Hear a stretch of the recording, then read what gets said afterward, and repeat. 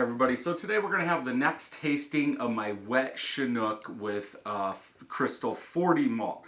This is ×2, so wet Chinook means taking the Chinook hops off the vine, putting them into the beer. That's wet hop.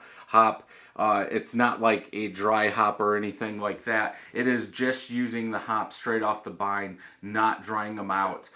So usually when you pull them off the vine and you're going to use them in a beer, it's usually 4-to-1, 5-to-1, 6-to-1 compared to dry, just because the hops are mainly full of water.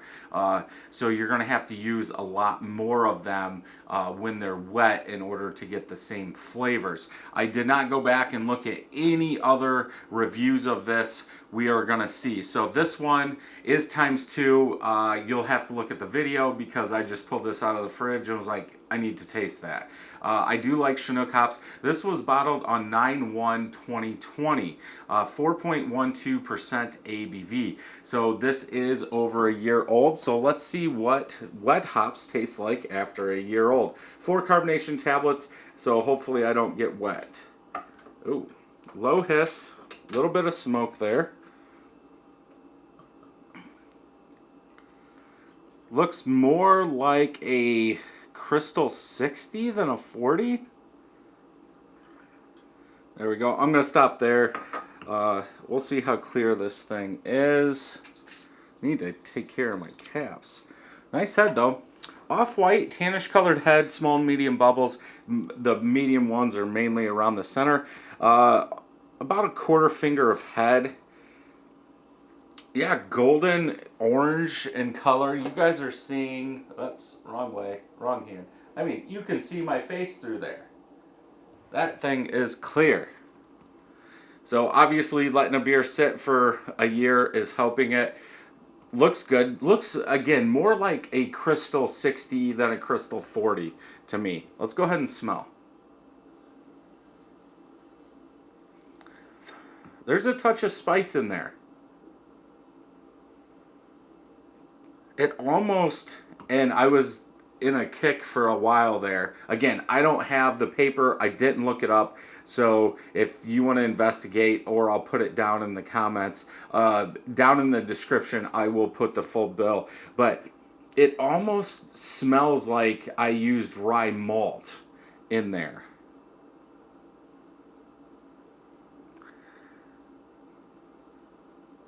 Yeah.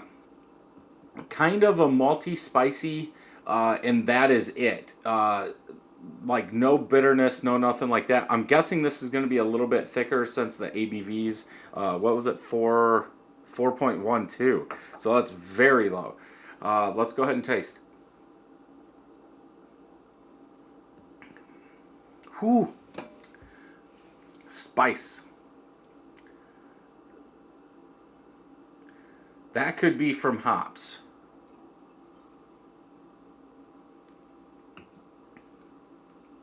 That's a lot of spice. That's like overdone spice. I can't say old, just for the simple fact, years and years ago at our Christmas party at our Homebrew club, some business brought in just a whole bunch of hops. They were I wouldn't say out of date, but they were over a year old. And I got 4 ounces of Mount Hood, and I thought it would be a good idea to put all 4 ounces in a batch of beer. That's what that tastes like. Overly spiced, overly done. I get a little bit of malt, maybe a touch of citrus, but that spice just takes over this whole entire beer.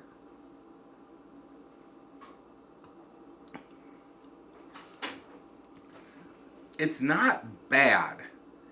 It's just, I don't know who would like this. Would I drink this whole thing? No. It's too much. It's, on the other side, it's a little dry, which is surprising because there's going to be more sugar in there. The body's a little bit thicker for the lower ABV.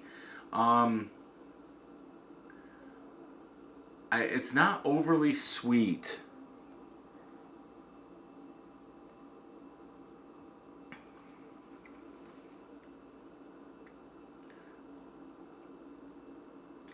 It's not that bad now that my palate's warmed up to it. This is still one I wouldn't let sit. What's that one called?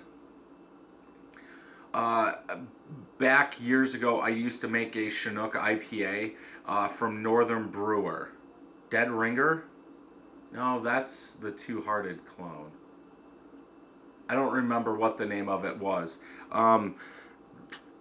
And used to love it. And that's why I started growing Chinook hops. And I do like them fresh in a beer.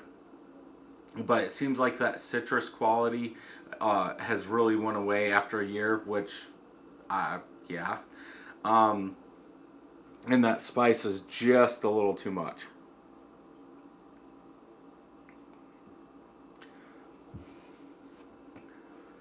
Maybe a little caramel in the back too.